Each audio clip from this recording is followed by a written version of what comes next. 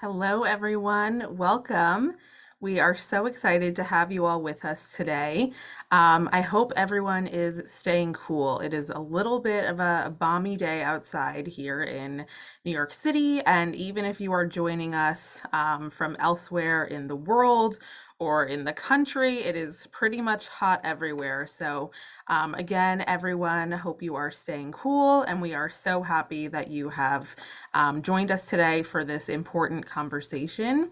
I am so pleased to be joined by our central neighbor, Dr. Alan Steinberg, who will be with us in just a moment.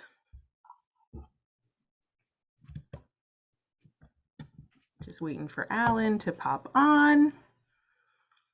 There he is. Hello, Dr. Steinberg. Good afternoon. So pleased to have you with us today. So again, welcome everyone. Dr. Alan Steinberg is a geriatric neuropsychiatrist who served as the principal psychiatrist at East End Neuropsychiatric Associates for more than 30 years prior to retiring in 2021. And Dr. Steinberg received his medical degree from Mount Sinai School of Medicine and did his training at Johns Hopkins. He has a specific clinical interest in the care of the developmentally disabled. That is one of his clinical interests. And teaching and mentoring have been essential to his professional career. And Dr. Steinberg has experience in end-of-life care and has worked closely with the Visiting Nurse Service Hospice and has also been on the board of directors at Good Shepherd Hospice. He has spoken regularly to professional organizations and community groups about issues related to geriatric psychiatry, ethical issues in medicine, elder abuse, and other areas of interest. So, Alan is a true expert. Thank you again for joining us and welcome. So happy to have you. Thank you so much for having me. I'm delighted, and in advance, thank you to Ms. Kaplan and to all the members who lead the neighborhood and to the clergy. Just it's a delight to be here and a blessing and an opportunity that I can't say enough about, to all the great things that you do. Thank you. Thank you. So we're excited to jump in. We asked for questions from those of you who registered in advance. So thank you so much to everyone who submitted questions. We were blessed to receive so many of them. So while we won't be able to get to all of them today, we will do our best. This is certainly a topic that is clearly important to so many, and we're so glad to be having this conversation. So let's dive in if you're ready, Alan. I'm ready as I'll ever be. All right. So our first question is from Andrew, and Andrew asked, how would you define dementia? And more specifically, what is the difference between dementia and Alzheimer's? Thank you, Andrew. That's a great question, and I'm sure it's a question on the minds of many, many people. We define dementia as a syndrome that leads to a decline in intellect from a previously attained level of intellectual ability that is sufficient to interfere with a person's social and or occupational abilities. There are probably between 60 and 100 causes of dementia. And so when we speak of dementia, we're talking just of the syndrome with the resultant causes. And within that, there are many, many different types of dementia, as well as reversible and irreversible causes, as well as gradations, ranging, of course, from mild to moderate and severe. The question you asked is a very common one. What is the difference between Alzheimer's and dementia? Well, Alzheimer's is just one of those 60 to 100 causes of dementia. It has a unique presentation and a unique course as it travels over time. And it's to be distinguished from some of the other causes. The other ones that are irreversible examples include things like vascular dementia, which is a dementia caused by little strokes. There are multitudes of others, as well as reversible causes. This is something that I've learned that a lot of people do not have familiarity with. The necessity when there is concern about dementia as we age is to make sure that everything medically possibly can be ruled out as a contributant. So things like thyroid disease, B12 deficiency, Lyme disease, dehydration, electrolyte abnormalities. Many, many things can cause cognitive and intellectual changes, and those must be ruled out before we fall back on saying this is one of the irreversible causes of dementia. Thank you so much. I think a lot of people probably don't know the difference, so thank you. So Karen has a question about someone who has entered later stages of dementia. Her question is, what is the best way to deal with a person who has entered the stage of dementia where they become irritable or ornery? So we'll classify then the dementias themselves as having stages and causes. And then within that, there's a large cluster of folks who unfortunately struggle with what we call the non-cognitive and psychiatric symptoms. These are, in fact, particularly for caregivers, the challenging issue. I mean, after all, if somebody is just pleasantly confused, arguably their needs are not that hard to meet.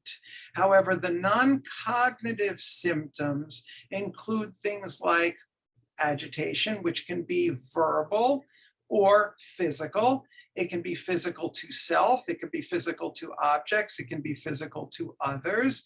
It can include, and this is often one of the most challenging from what I've been told by caregivers, insomnia, sleep and wake cycle disturbances, pacing and wandering as well can be challenging, and eating disturbances, which can be appetitive in a sense that they just don't have appetite, or it can be mechanical because as dementia progresses, often you develop motor symptoms that affect various problem areas such as gait, balance, walking, continence, chewing, and swallowing can be a struggle. So dementia is a very, very broad syndrome that encompasses not just what most people think of it as a memory problem, a memory disorder. It encompasses very, very much so the non-cognitive issues. I think it's a good moment to briefly slide over to the question of age-associated memory impairment is one of the terms that we use because many people as we age are concerned about our memories. We know there are changes. I will tell you that after the age of 40, it is pretty typical to have word finding issue, naming issues. And this is a source of great frustration, which becomes even greater as we get older. It is not a sign per se of dementia. It is a worry for people who experience it that it is a sign. It is not. And so people need to put that change that occurs to many of us as we're aging in a proper perspective. There used to be an old line, which is, if you forget, you forgot, we're going to be worried about you. But if you're very, very mindful that you had difficulty with that word, happens to me all the time. I go into the refrigerator, I say, oh, I'm going to grab the toaster. You know, my wife looks at me like, what did you just say? I meant the milk, you know. I know it, I'm aware of it, it's frustrating, it's normal. So I would like to believe, or as we've been taught to understand. It's when you forget, you forgot.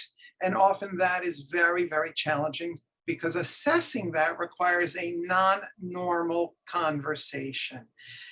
People with dementia often are very good at confabulating, which means it's a term we use to describe when they fill in the gaps in their memory by giving answers or telling stories that are not correct.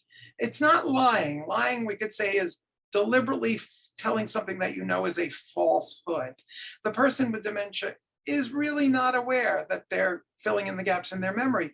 The problem is the person on the listening end doesn't recognize it for what it is. That can be a caregiver, a healthcare provider, and then they end up with the tail wagging the dog, chasing all these pursuits of interests or comments of concerns, which may not have validity. So the big challenge on the front end is assessing very, very carefully. And we have in my field, we have standardized tools. Many of you have become familiar with it from popularized TV shows and from the news. There are very, very much easy accessed tools that can be given by lay people to assess whether memory is a problem. People often say also that, oh, my mom doesn't have a problem with her memory. She remembers when she was in elementary school or in high school. And the reality, as a general rule, not, again, I'm going to speak from my own specific experiences, but generalities, of course, with the understanding that there are limitations. We're all very much so individuals, that memory fades in the dementia syndromes from front to back. So short-term memory is often the first to slide away from us.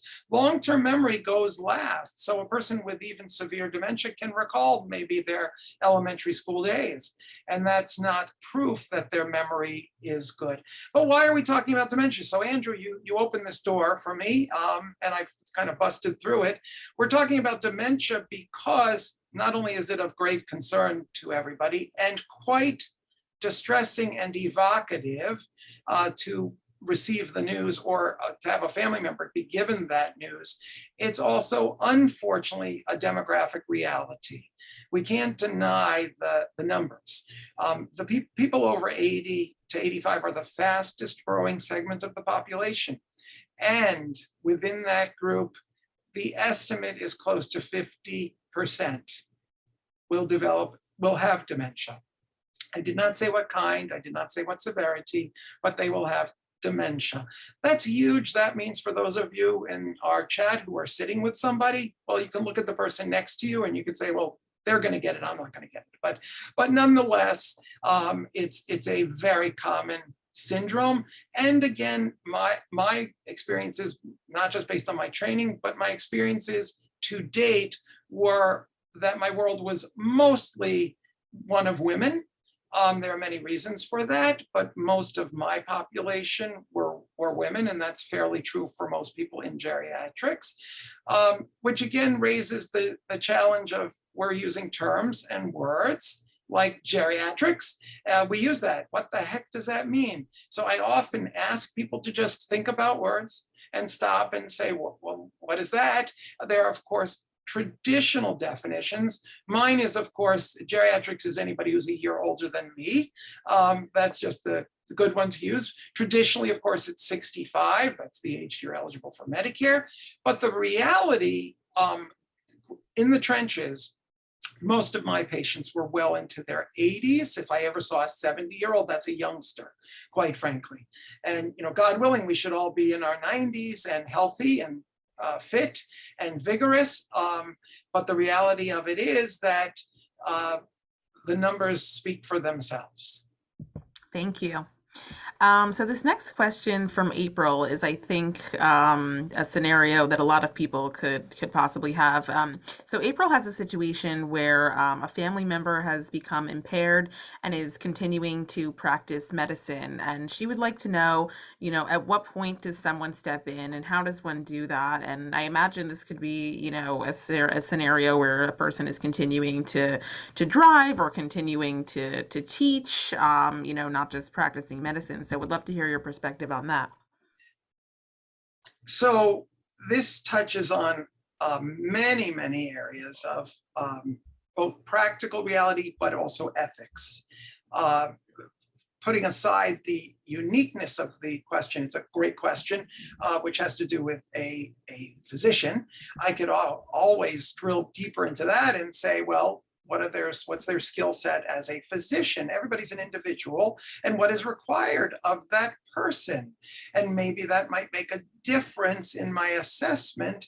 Of course, if they're a surgeon with ultimately a movement disorder, a tremor that is related to whether it's a movement disorder like Parkinson's disease or dementia of a different kind, that's maybe more immediately relevant than it would be to a pathologist, for instance, perhaps, where old memories will lead them down a path that can be relatively maintained. I'm just using pathology as an example of a different skill set.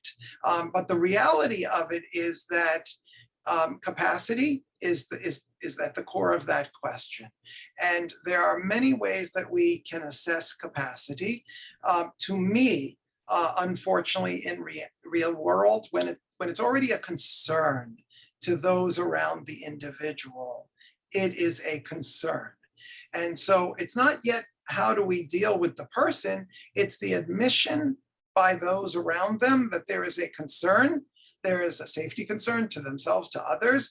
Again, whether it be driving, which is probably the most day-to-day clinical challenge that we face because it's assessed, you're taking my car keys away, and I'll touch base with you about that in a moment, to you're taking my livelihood away, to even more strikingly, maybe more so in men than women of a certain generation, that what we do is who we are. You're taking away my identity.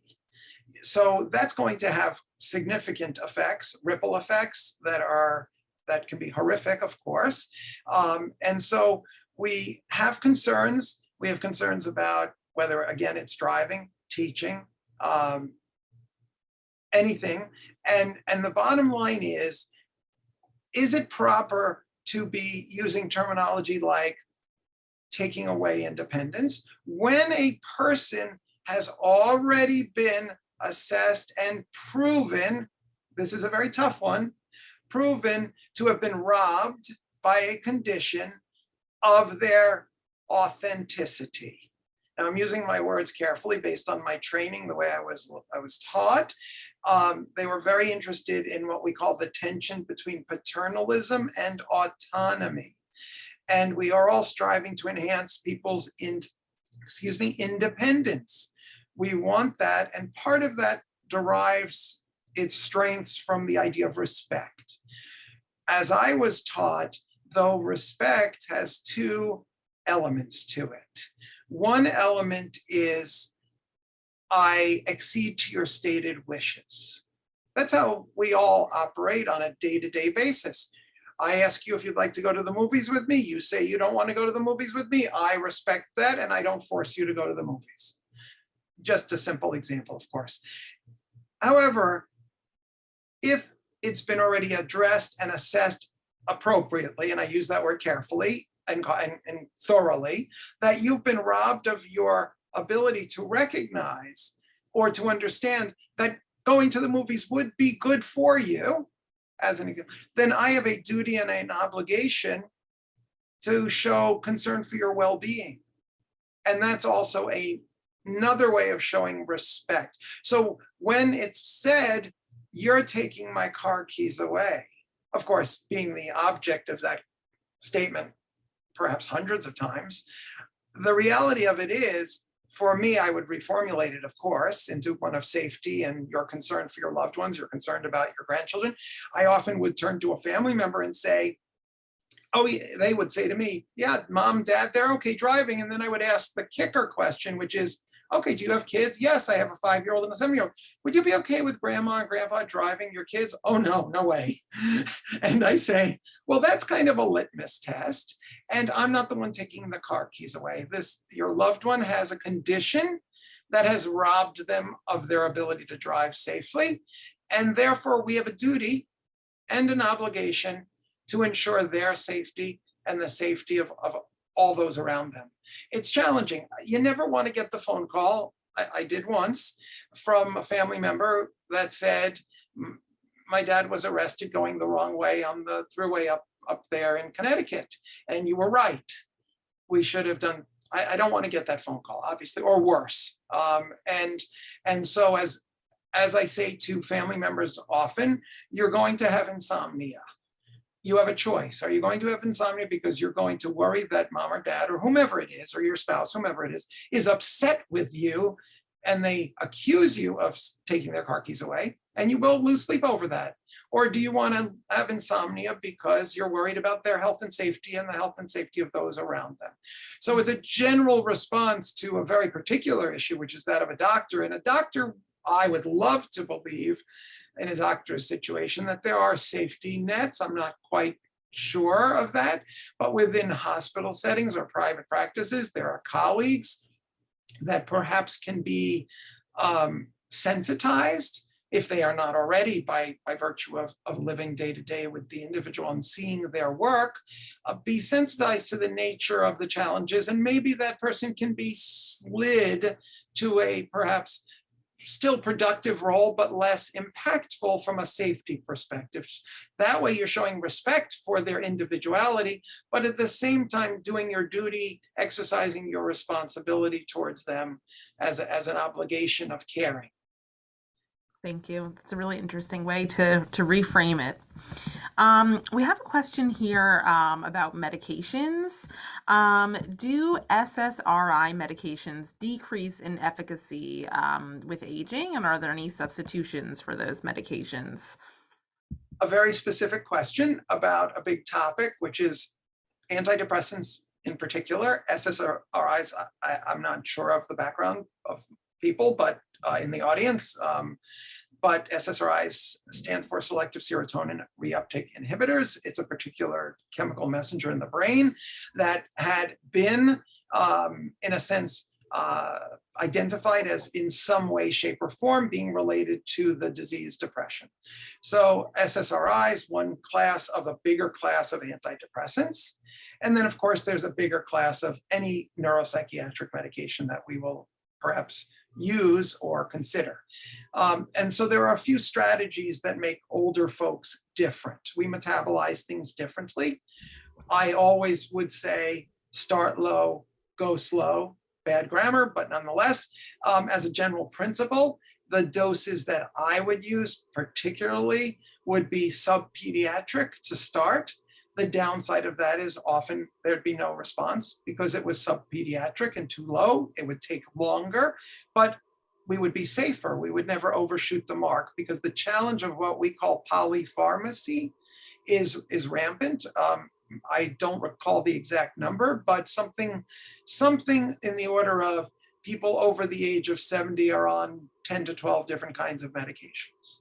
And not all of them may continue to be necessary over their lifespan and need to be reassessed.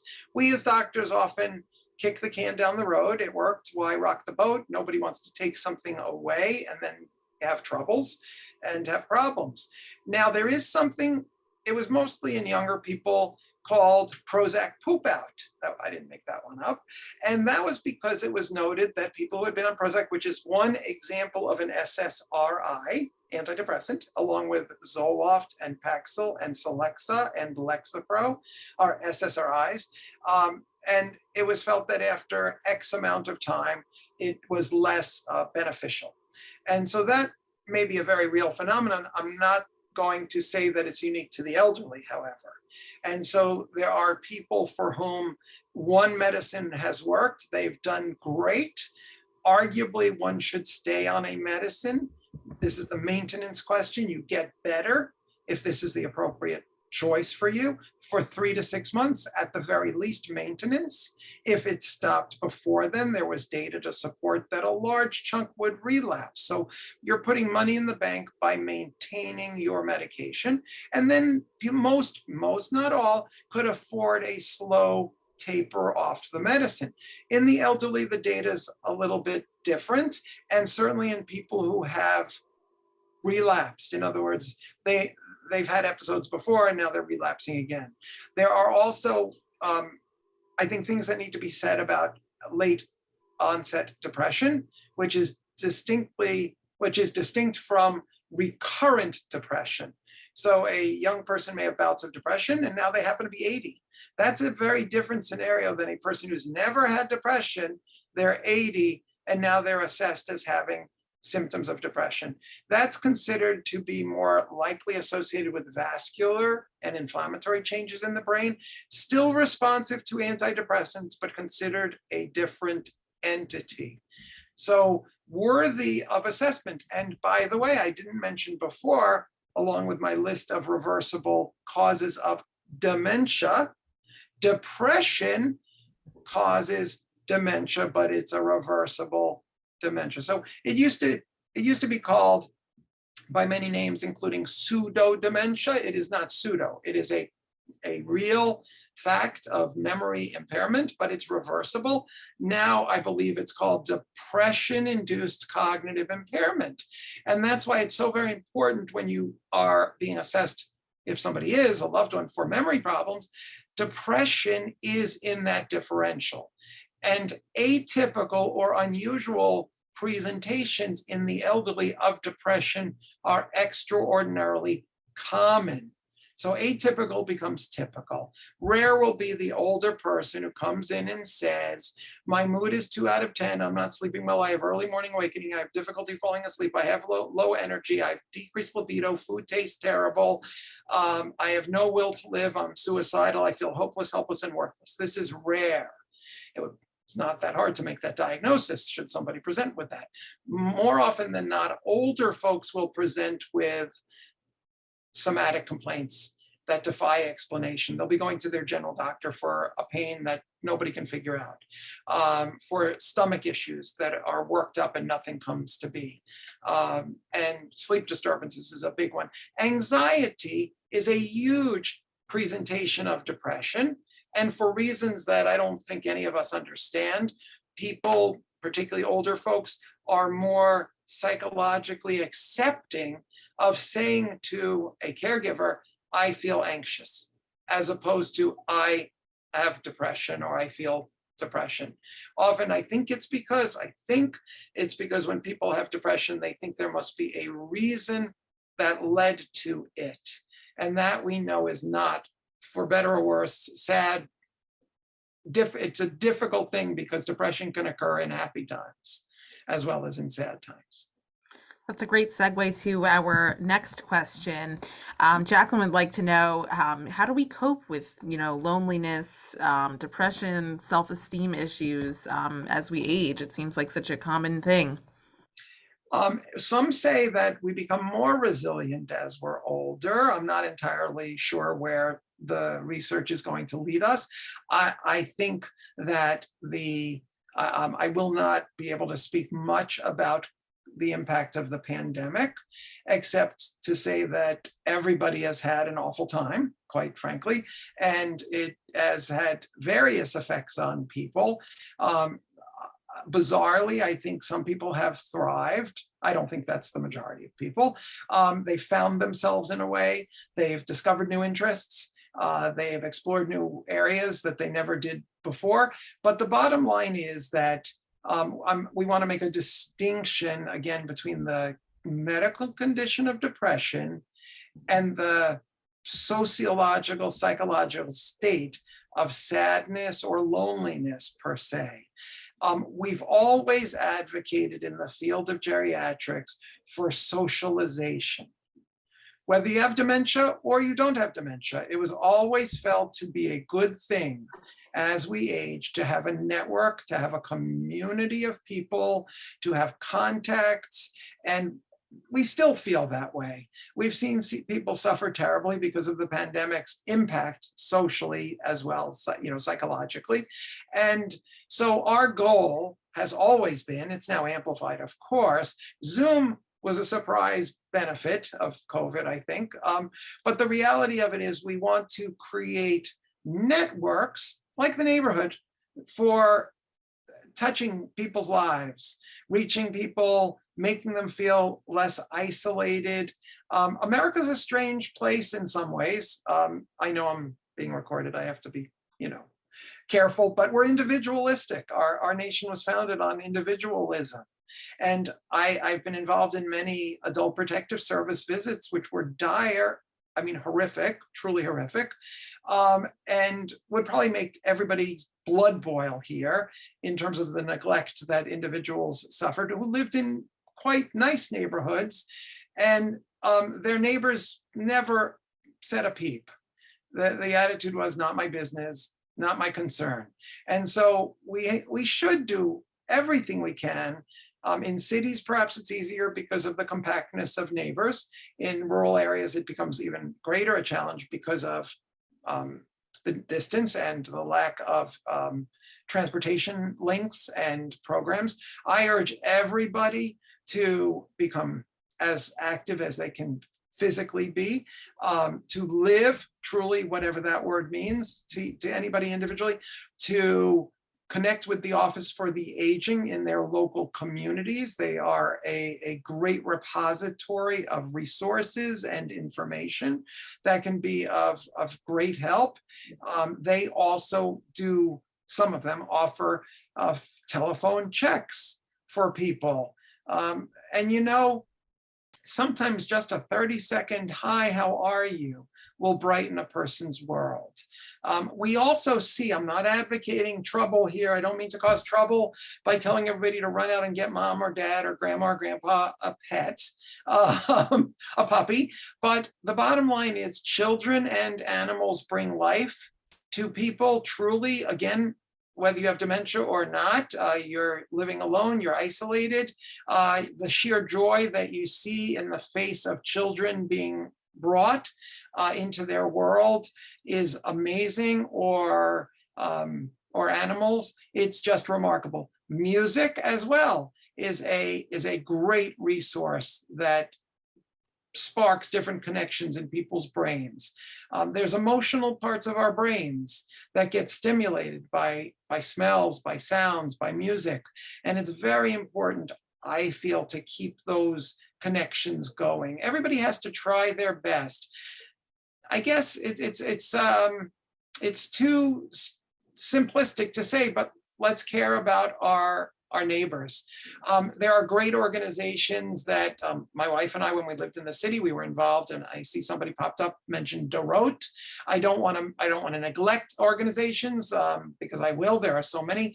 JASA, the Jewish Association for Services to the Aged, the Offices of the Aging. There are not-for-profit, UJA. They all have marvelous programs for folks, whether healthy or not healthy, that we just have to encourage and assist sometimes in making the connections or helping people make those connections. Mm-hmm. And it's heartwarming to see. I'm seeing in the chat, people are saying Central and the neighborhood have brought them such community and such joy, and it's really heartwarming to see that. So next question is from Eileen. Eileen would like to know, how does food impact health while we are aging? Are there certain brain foods? If you could talk a little bit about that. You learned already, I can't talk a little about anything. All right, so I have to preface it with candor and honesty. I am not in any way saying this other than from a health perspective. I chose 8 years ago to adopt a vegan lifestyle. My wife, God bless her, came along partially. She's a pescatarian. But as a result, and this won't be true for everybody, I exercise as well, but I didn't really want to take a statin for cholesterol. That's worked out perfectly. So do I feel it's good to eat a plant-based diet? Of course I do. And I'm not advocating or not advocating about concern for animals. I'm being I'm a selfish vegan, if you want to look at it that way. I mean, I love animals, but it's a matter of health, and it's definitely healthier for us and for our planet to become more plant-based, no doubt about that. There's a risk of sliding into faddishness when it comes to brain food. So I think, again, low-fat, healthy, non-fried foods, the stuff that's obvious, non-fast food, whole foods. I'm not advertising for Whole Foods, but I'm advertising for the adjective Whole Foods, is very much the way to go. The things that I think we've been exposed to, unfortunately, it started in the 50s, perhaps. Just look at ingredients when you buy things, and buy things with low sodium, buy things with things that you can pronounce. If you can't pronounce it, then there's just a little bit of a question. I'm not telling you to avoid all of that. Some of it now is by necessity, and also because of public health issues. But get back to that. But when we move towards the issue of supplements and the issue of brain healthy supplements, there's a bit of faddishness that is adopted sometimes a bit too quickly and without really adequate research. So I had thought of resveratrol, which about 5 years ago was all the rage. It's derived from the skin of red grapes, was all the rage. And then, of course, before that, I believe there was the vitamin E. Then after that, or still, there's somewhat an omega-3 fatty acid thing going on. There's a vitamin D thing going on, ubiquinol or coenzyme Q10. The big question for me about most of those is, will it hurt you? I'm not sure they're going to help. And there are some that will hurt. There was, of course, that recent example of the gentleman, I think in the United Kingdom, who took, 150,000 units of vitamin D a day, and he was terribly, terribly, terribly sick. Many of these things don't undergo close scrutiny in terms of studies. A good example is a root that comes from Fiji, where if you've ever visited Fiji, you'd know that they have a ceremony called a kava ceremony, where they get this root and it's kind of funny because you sit around with Fijians and they kind of wring out this root in a big bucket of muddy water, looks to be, from this root, and then that's passed around and you drink it, and then you promptly become numb all over. However, some brilliant person in America decided that kava it does have neurotoxic or maybe neuro effects that could help people sleep and calm you. So they created kava kava. You'll see it in health food stores. It comes from kava, but the reality of it is, just because it's natural, arguably arsenic is natural, doesn't make it healthy. And obviously there are studies that need to be done. NIH actually does have a division of alternative medicine. And I, not infrequently, would go on that website and research things for people. They would ask me, and I'm not uniformly against. I'm just saying, be cautious. There's fads, and the laser beam seems to move from one to the other very, very quickly. Thank you. This is from Roberta. Could you talk a little bit about how short-term memory is affected as you age and sort of the science behind that? And also there was a question about hearing and balance, things that I think people often think are affected by aging. Right. So, I want to be able to give a positive talk.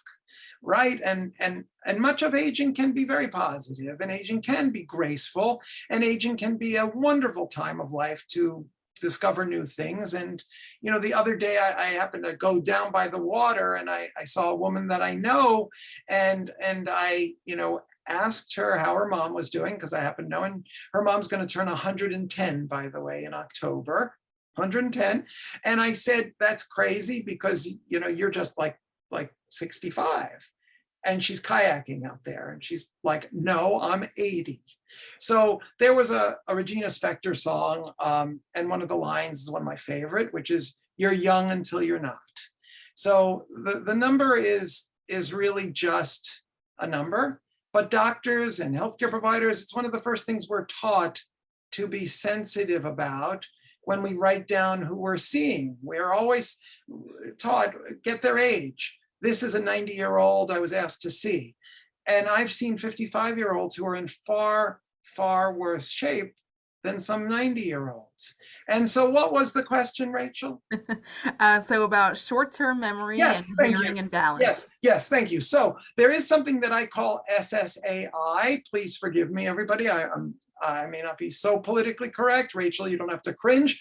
But the bottom line is, there have been not so infrequently times that mostly men would come into my office. They would be request, my wife says I have Alzheimer's. And I would do this. Remember what I said, if you forget, you forgot, we're worried. But if your wife says you have Alzheimer's, but you're tested and we did the whole thing top to bottom, there's nothing wrong with this gentleman, I would say you have SSAI. which is selective spousal auditory impairment. So there's some truth to the issue of we zone people out, that's number one, or we tune out certain frequencies over time because we just are used to hearing those frequencies. But there's also truth to the reality that not all of it is easy. Our vision does change, our hearing does change, our reflexes do change. The insurance rating, I guess you would call it, of people over the age of 70 for car insurance, in terms of the ratings of risk profiles, is perhaps close to, if not worse, and I may be mistaken, but it's close to that of 16-year-old young men. And that's pretty dramatic, and that's people without dementia. So now you add dementia into the mix, and of course, reaction times, things like driving require multiplicity of reactions to inputs, and the ability to multitask and respond very rapidly clearly become very, very challenging. Balance and gait does go hand in hand. We all know falls are a huge problem in all of us as we get older. Not talking about people with identified movement disorders, not talking about those with many of the forms of dementia that I alluded to before. It's not just a cognitive disorder. I mentioned it's a behavioral and psychiatric disorder, but also movement disorders are extraordinarily common in folks, but also in those without the neurocognitive disorders. We have movement disorders which affect your balance and gait, also though as a normal part of aging. So we must be mindful of the causes around us that are at risk, the rugs or carpets that are not pinned down, the low-lying coffee tables that we won't see and trip over, the steps that do not have clear visual spatial delineations. We have to be very careful about slippery floors. We have to think about things, and it's okay to think about them. Guardrails. There should be no pride or lost in saying, I think I could use a guardrail in the bath or in the shower. That's just being wise about the fact that things have changed. You're no longer able to run a 4-minute mile. Sorry, it's reality. You may be able to do other things that you were not able to do when you were younger. Let's never forget that. Society may not always relegate older folks to the position that was always, from before the Bible through ancient Egypt through onward, elderly were revered, and our society is not always as respectful of the wisdom that older folks can impart to the younger generations. But the bottom line is things do change, and we have to be wise in accepting that those things change. Most people are wise to them. Some of them are stubborn in perhaps not accepting them, and some are stubborn in denying them, in a sense. And that's where the assessment of safety comes in. That's where the assessment of, is it lack of insight because they have a dementia, or is it stubborn, willful, defiant oppositionalism, and I'm going to play 9 games of tennis today outside. I'm 95 years old because I always was able to. It's not wise to do that, and you don't have to prove a point. And if you're going to continue to do that, there might be some other reasons behind it. Mm-hmm. Thank you for a great question. I wish I had a clear, simple answer. Thank you. So I imagine we have lots of caregivers on our call today. And just so everyone knows, Central does offer a caregiver support group, and you can contact the clergy office to learn more about that. Liz would like to know, what is the best way to deal with obsessive thoughts and behavior that a person with dementia might have? So to answer the question, I again will have to digress, because obsessive is an adjective, obsession is a noun. So I want to be clear. When we use the term obsession in psychiatry, we're referring to an ego alien, an unwanted idea that pops into a person's head, and they don't want it. They recognize it as alien, as unwanted, unbidden, and it causes them distress inside. Obsessive is really an outsider observing that a person is ruminating or perseverating, repeating over and over and over and over the same thing. So there are multiple causes for ruminating, and there are multiple causes for obsessions in my field. Depression, for instance, in older folks, as I mentioned, will often present atypically, and one of the symptoms can be obsessions or somatic ruminations. They are giving excess emotional energy to the fact that my eyes are not as good as they used to be. Happens to be true, but it's preoccupying me to distraction and to the exclusion of everything else.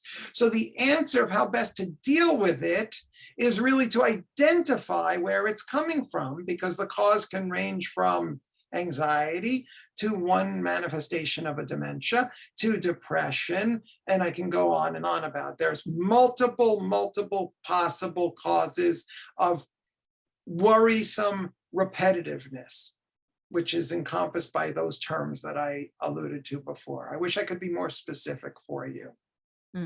Thank you.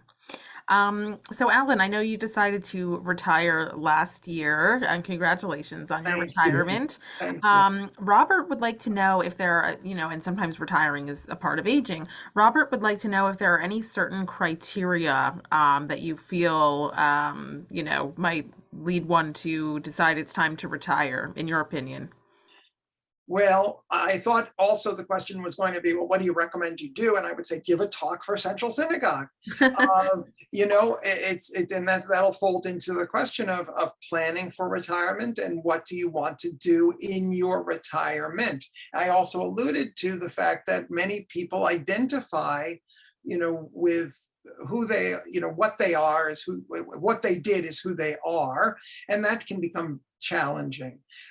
So the issue is, in terms of, obviously it depends on your financial circumstances, it depends on the needs of your job, it depends on what other interests you may have, and whether you can pursue them. In terms of retirement being a good thing or a bad thing, I am just shocked, not shocked, but it's a strange thing when I find from my friends who have been teachers, well, they've been retired since they were 50. And recall what I mentioned before when I said, well, 65 is a youngster, 70 is a youngster in the world of geriatrics. That's a lot of time in front of you, God willing. Obviously, health matters and what you're capable of doing. I think having gone through the experience of when I started, my patients were my grandparents' age. When I kept going, somehow they became my parents' age. And then somehow something really strange was happening. And I realized, in a way, I was able to I was looking at the future every day I've been working. But the future was the future. It wasn't here. It wasn't now, right? So I had to acclimate myself to that reality.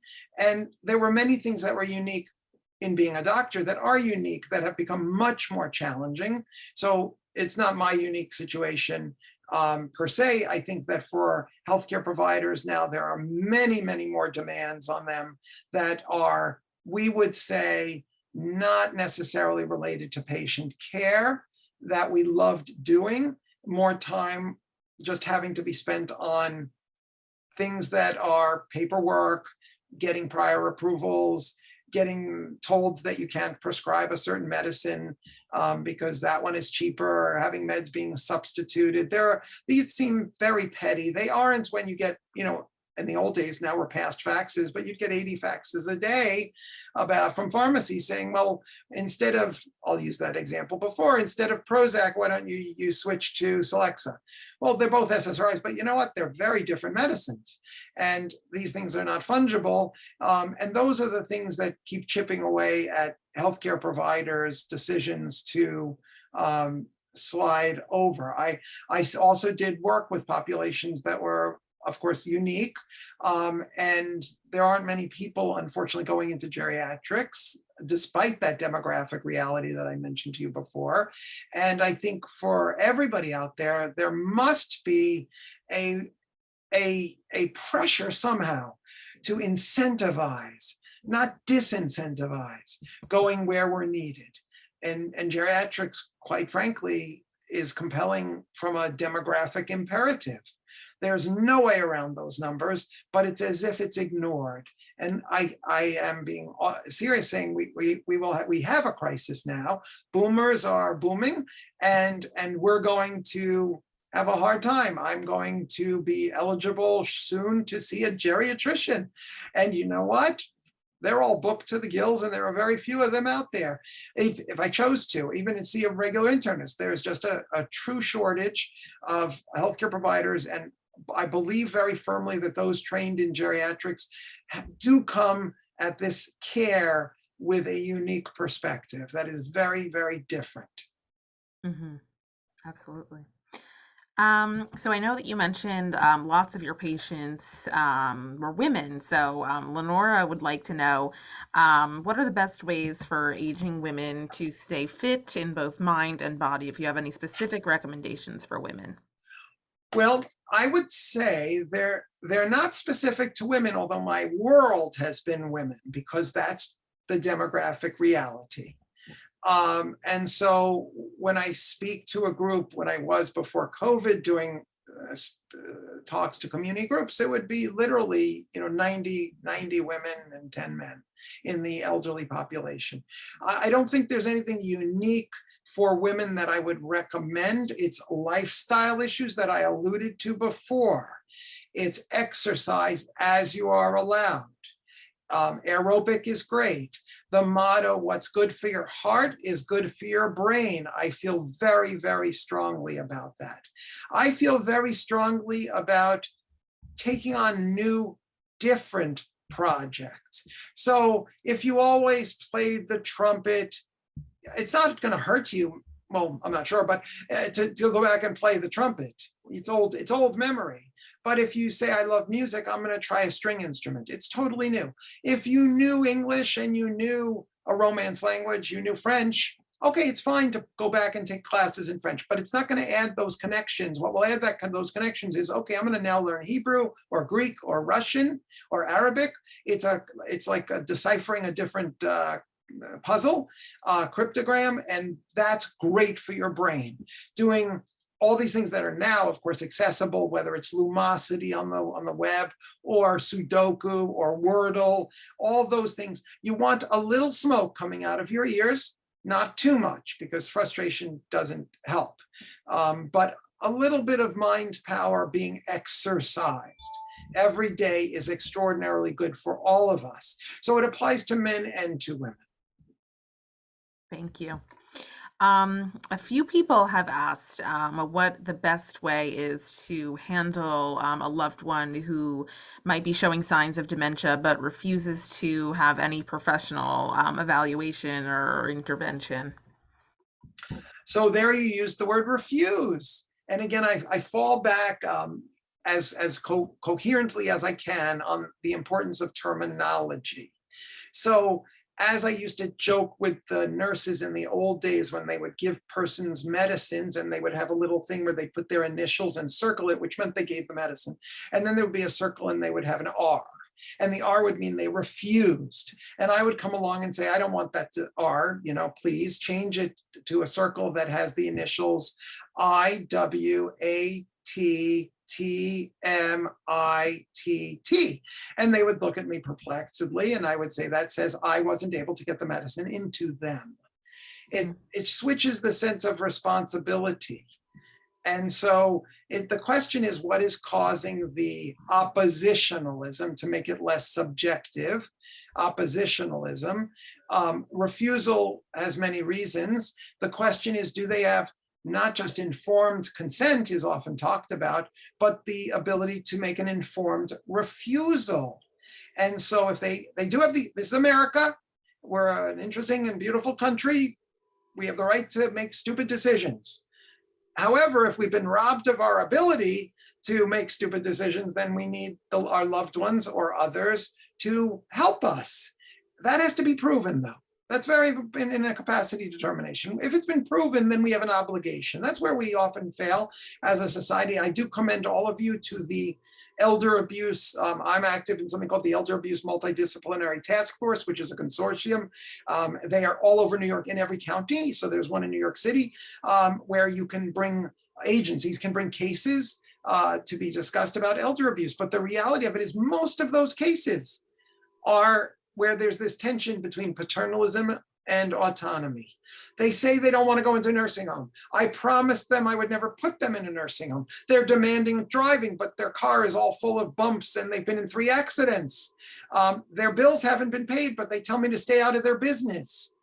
They're not taking their medicine and they're refusing to let me help them take their medicine. That's bread and butter, day in, day out, geriatric neuropsychiatry. And the reality of it is, even though we have the right to make bad decisions, we also are rational human beings, most people, who make self-preservative decisions almost always, unless there's a good medical or other reason. And so if the refusal makes the hair on the back of your neck stand up, because it just doesn't make sense as a self-preservative decision, it's really beholden upon you as somebody who cares about this person to search a little deeper. Mm-hmm. Thank you. It looks like we have time for just one more question. So I will end with this one from Judith, and perhaps we can expand on it a little bit. Judith wanted to know if you had any recommendations for check-in services for seniors, if there's a service where someone, can call in and check on someone. I would just like to know from you, any kind of resources or recommendations that you have. I know, DeRote was mentioned in a couple of places, that do programming, both in the city and also virtually, but would love to hear any resources you can leave us with before we end our talk today. I will try my best. The reality is we have this demographic imperative that is a train that is, it's not coming down the track. It's already arrived, and our resources are not equipped for it. We have the rudimentary foundations of incredibly well-meaning and very busy people trying their best. So there's the Office of the Aging, DeRote, all the agencies, JASA, exercise programs you can get from the Y, all these kinds of innovative intellectual programs. I would say reach out to the Office of the Aging. I would reach out Central's programs. I would say that there are resources out there, including there used to be something, again, I can't say whether it exists everywhere, called RSVP, Retired Seniors Visiting Program. We had it in Suffolk County. Perhaps they still have funding. I'm not sure. It was one of those issues where volunteers, so it gave life and meaning to seniors, calling seniors, which I thought was incredible. I think there's of course shared housing arrangements, which are novel and unique. We didn't talk about housing. Of course, that's a huge crisis, a huge problem. There are naturally occurring retirement communities where everybody's trying to catch up and meet the needs of those people. Assisted livings are a whole different topic of discussion, of course, but I would just urge everybody to be active and be a volunteer also. It's good for you. Look, I thank all of you. This is good for my brain to be giving this talk. You've all done a mitzvah. You've all helped me. You've all helped me to feel like my life still has some meaning and I still have some ability to contribute. And you know what? We can't talk about altruism a lot, but the reality of it is you helped me. I think perhaps maybe much more than I've helped you by giving me this opportunity. I thank all of you. Be a volunteer, offer your wisdom. You all have wisdom. You all come from different backgrounds. You all have knowledge. Volunteer it. Somebody will benefit from it. Even if it's a neighbor, you're just checking up on them. It's an informal arrangement, fine. Or maybe it's formal like the RSVP program was. Well, Alan, thank you so much. It was a pleasure being with you today. You are a wealth of knowledge, and I know our community really appreciates your time and expertise. So thank you again, and thank you to everyone for being with us today. We appreciate you joining, and we hope you have a wonderful rest of your day. Take care. Thank you. Thank you very much. Bye-bye. Bye-bye.